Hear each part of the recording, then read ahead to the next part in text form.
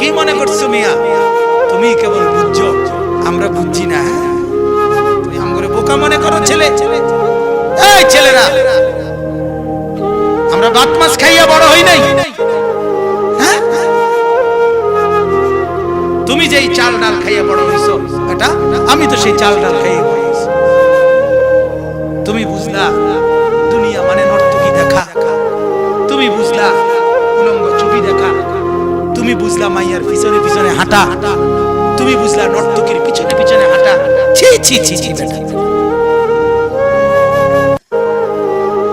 একটা বারো ভাবো। তুমি যদি এটা বুঝে থাকো, আমি বুঝলাম না কেন? আশা তো করি ইনশাআল্লাহ কে এখানে আমরাও পড়ালেখার ক্ষেত্রে কোন অংশেই কম পড়ি না।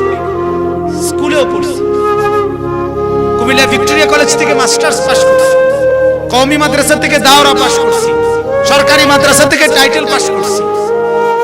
তুমি আমার সার্টিফিকেট দেখো গিয়া, এতগুলো সার্টিফিকেট, অনেক টিম। একটা সময় ছাত্র জীবনে পড়ছি আর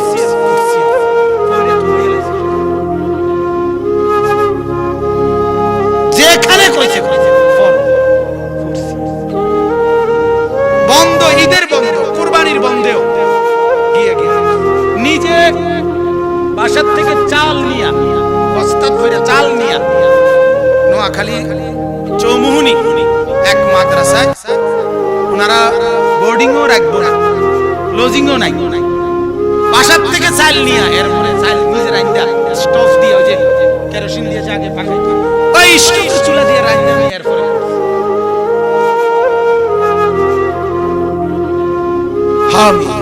বিশ্বাস ভাতের প্লেটের সামনে একটু তরকারির লেগিয়া লজিং বাড়িতে, আমি লজিং বোঝেন তো, মানুষের বাড়িতে লজিং, 28 জন ছাত্র পড়াইতাম, 28 জন ছাত্র ছাত্রী আমার সকালেও সন্ধ্যায়ও 28 জন ছাত্র ছাত্রী পড়াইতাম আমি। এই সবার ঘরের থেকে আমার ভাত খাওয়াইতো, আবার মাদ্রাসার পড়া তাকরার সব ঠিক রাখছি আলহামদুলিল্লাহ।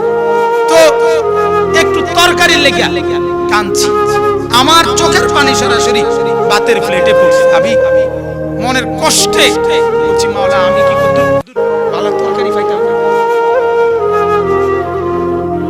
এরকম কষ্ট করে পড়ছি। তুমি